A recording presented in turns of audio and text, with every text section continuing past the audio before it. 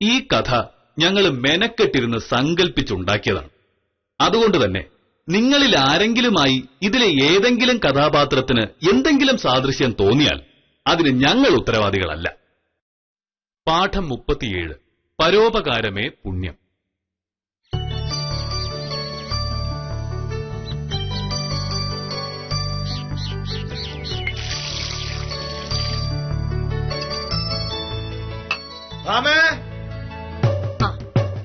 തുടങ്ങിയില്ലോ മോഹനേഷ് sir? രാവിലത്തെ വിളി കേട്ടിട്ട് വഴക്കുണ്ടാക്കാൻ എന്തോ കാരണം കണ്ടുപിടിച്ച പോലെ തന്നെയുണ്ട്. ഇതായി വീട്ടിലൊരു കുഴപ്പം.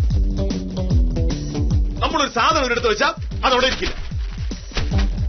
ഇത്രയും കൃത്യനിഷ്ഠയും അച്ചടക്കുള്ളൊരു വീടുണ്ടോ? അവിടെ ഇരുന്ന് വിളിക്കേ ഉള്ളൂ. എന്തായാലും എന്റെ ജോലി തീർക്കാതെ വരുന്ന പ്രശ്നമില്ല. നീ ഇങ്ങോട്ട് വരുന്നുണ്ടോ? ഞാൻ അങ്ങോട്ട് വരണോ? കാര്യമായിട്ടെന്തോ ആണല്ലോ. അയ്യോ,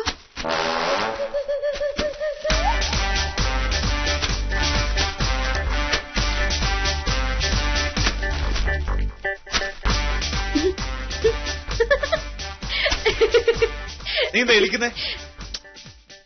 ആന കരിമ്പ് കാട്ടി കെറിയുന്നൊരു പ്രയോഗമുണ്ട്.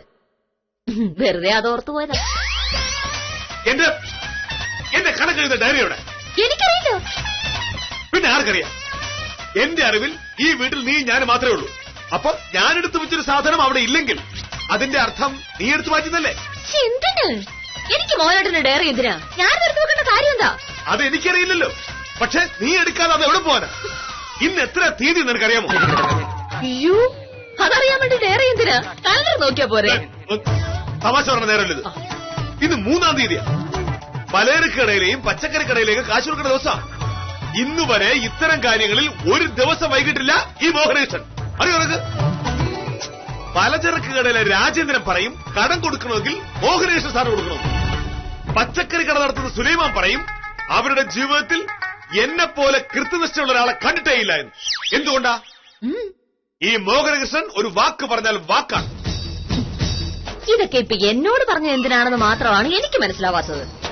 മോഹനകൃഷ്ണ സാറിന്റെ കൃത്യനിഷ്ഠയെപ്പറ്റി എനിക്കറിയാവുന്ന പോലെ വേറെ ആർക്കാ അറിയ?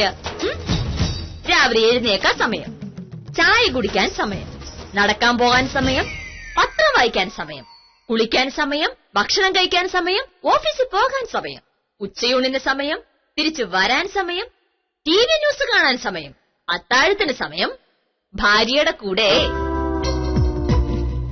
രാത്രി ഉറങ്ങാനും സമയം. സമയം നോക്കാതെ എന്റെ മോഹനേട്ട് ചെയ്യുന്ന ഒരേ ഒരു കാര്യമുള്ളൂ, എന്നോട് വഴക്കുണ്ടാക്കുക എന്നുള്ളത്. അതിന് മാത്രം ഒരു സമയവും ഇല്ല. ഡയറി മോഹനേട്ട തന്നെ നോക്കിയെടുത്താ മതി. എനിക്ക് വേറെ പണിയുണ്ട്. ഇതൊക്കെ എടുത്തു വെക്കട്ടോ.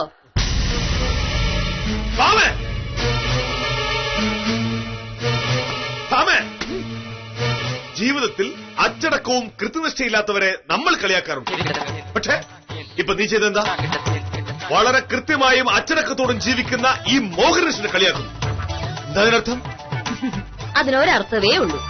അധികമായിട്ടുണ്ടെങ്കിൽ അമൃതും വിഷമാണ്.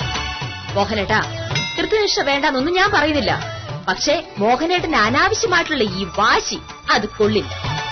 ഒരു ഡയറി, അതിനകത്ത് പച്ചക്കറിയുടെയോ പലചരക്കിന്റെയോ എന്നല്ല, അണുബോംബ് ഉണ്ടാക്കുന്നതിന്റെ ഫോർമുലയായാലും അത് സൂക്ഷിച്ചുകൊണ്ടിരിക്കലല്ല എന്റെ പണി. ഇത് ഒരു വീടാണ്. ചിലപ്പോ ഒരു വസ്തു ഇന്നലെ ഇരിക്കുന്ന സ്ഥലത്തായിരിക്കില്ല ഇന്നിരിക്കുന്നത്. അത് സ്വസ്ഥമായിട്ട് അന്വേഷിച്ച് കണ്ടുപിടിക്കാനുള്ള ക്ഷമയാണ് ആദ്യം വേണ്ടത്. സൂര്യനും ചന്ദ്രനും ഭൂമി വരെ സ്ഥാനം മാറുന്നു, പിന്നെയാണ് ഒരു ഡയറി.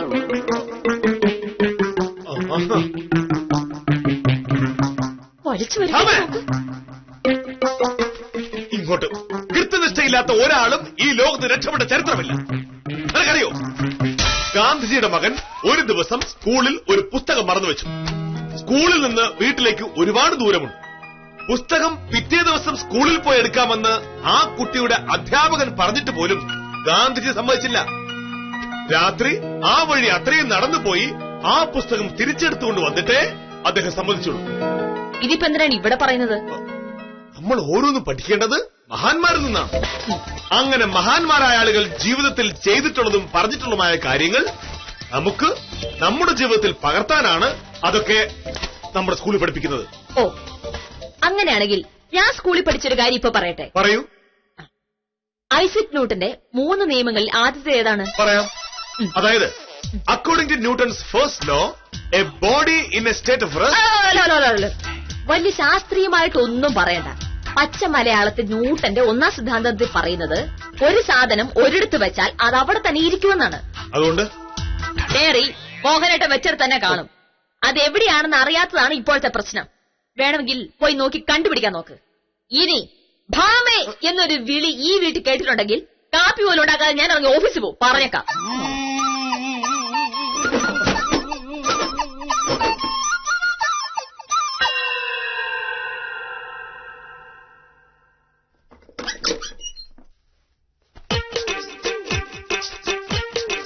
ആഹാ, ഇതായിരിക്കുന്നു ഡയറി. ഈ സാധനമാണ് സാറ് രാവിലെ മുതൽ തപ്പുന്നത്. ഈ വീട് മുഴുവൻ ഇളക്കി മറിച്ചിട്ടും ഇവിടെ വന്ന് നോക്കാനുള്ള ഒരു ബുദ്ധി ആ തലയിൽ ഉദിച്ചില്ല.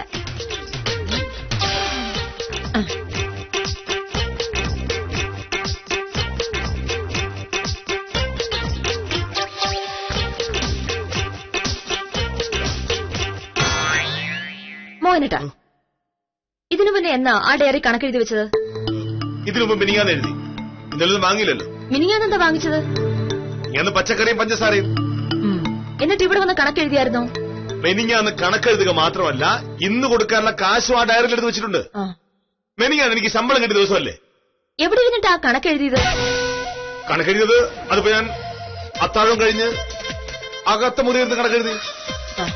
ശമ്പളത്തിൽ നിന്ന് രാജേന്ദ്രനും സുലൈമാനും കൊടുക്കാനുള്ള 2380 രൂപ ഡയറിക്കകത്ത് വെക്കുകയും ചെയ്തു. എന്നിട്ട് ആ ഡയറിയും ബാക്കി ശമ്പളം എടുത്ത് ആ മുറിയിൽ അലമാര വെച്ചു. എന്നിട്ട്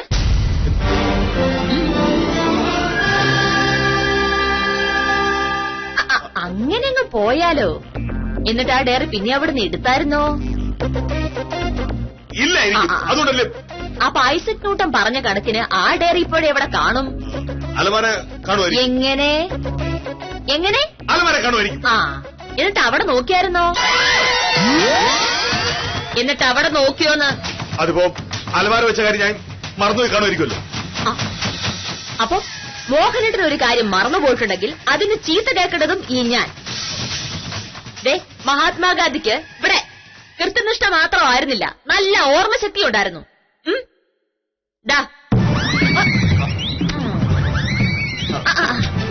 പിന്നെ ഈ വലിച്ചു വാരിയിട്ടിരിക്കുന്ന സാധനങ്ങൾ തിരിച്ച് യഥാസ്ഥാനത്ത് വെക്കാതെ ഓഫീസിൽ പോയിട്ടുണ്ടെങ്കിൽ എന്റെ സ്വഭാവം മാറും.